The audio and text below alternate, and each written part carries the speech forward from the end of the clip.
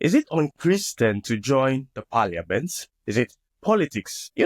I got this question and I would like to just, talk about this today. And that is why we're going to explore if it is unchristian to join the parliament in your country or in my own country. The question is, when you join the parliament, is that truly politics? As an Adventist, you may wonder, should I engage in politics? Is it wrong to serve in the parliament? Come with me as we explore what history, theology, and church teachings. So, what exactly is politics? By definition, politics is the process by which societies make collective decisions in joining the parliament as a direct way to participate in that process. However, it's important to ask, does political engagement automatically contradict Christian values? Many scholars and church leaders now argue that being politically active can be a natural extension of one's faith. When one done with integrity and conviction, politics or political engagement becomes a platform for advocating justice, peace, and righteousness in society. But what are biblical examples of political engagement? Dear friends, faithful believers like Joseph, Daniel, Esther served in high places and government positions. In fact, Romans 13 verse 1 to 7 talks about authorities who are established by God. What does it mean? Being in politics is not inherently unchristian. It depends on how you serve. But what do Adventists believe? Now, historically, Adventists have wrestled with balance between remaining faithful and engaging in the political realm. There was an article from 1960 in Ministry magazine that expressed a cautious stance on political involvement. Ministry magazine is the Adventist official portal for pastors, and it warns that joining politics or political institution could risk compromising one's witness. In fact, this article argued that for many, stepping into the world of parliamentary politics might distract from the church's primary mission. However, there have been Adventists who have been involved in political movements. One quote would be that Adventists should not be indifferent to politics, but should approach it with caution. This explains how early Adventists avoided partisan politics, but engaged in issues like religious liberty and social justice. Recent discussions, such as those that have been espoused in the Adventist publication, suggest that the modern context is changing. And today, engaging in, say, some sort of politics, while challenging it maybe, is seen by some as a necessary way to influence the society for the common good.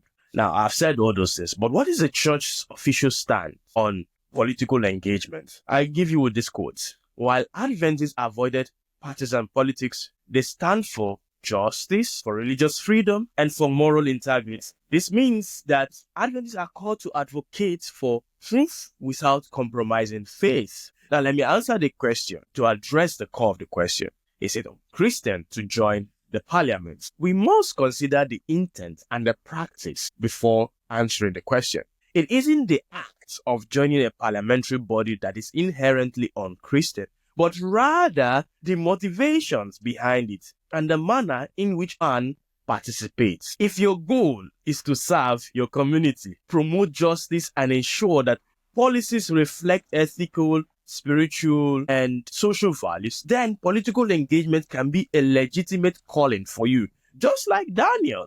Now, this perspective aligns with the Adventist official magazine review and a call for thoughtful, reflective participation in societal decision-making while remaining anchored in one's faith. At the same time, it also serves as a reminder from earlier views that caution is needed to avoid compromising one's belief.